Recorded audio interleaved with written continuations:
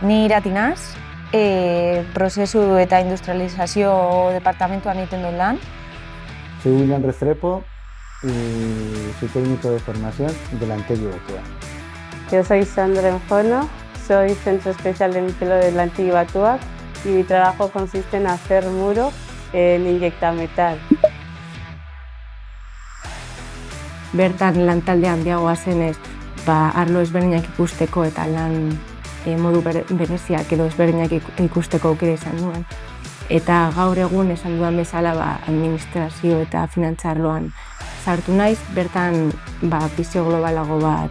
Pues yo empecé como ocupacional, empecé con trabajos sencillos, vieron que tenía que aprendía rápido, me mandaron a otras secciones y me dio la oportunidad de trabajar de auxiliar administrativo en la oficina.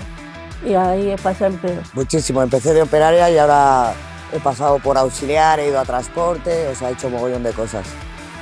Mi camino empezó como limpiador y con esfuerzo y dedicación fui promocionando a responsable de equipo, después a monitor y actualmente a responsable de servicio. Este recorrido ha sido fundamental para mí. A ver, yo antes, pues temas de electrónica, yo pensaba que, bueno, pues que era algo de soldadura, que era un poco de inserción de componentes, pero luego con el tiempo, poco a poco me di cuenta que podía tener más capacidad de utilizar máquinas, de hacer programaciones o de hacer un control manual, de hacer reparaciones y poco a poco, bueno, pues me di cuenta de que tenía más capacidad y que podía ir aprendiendo.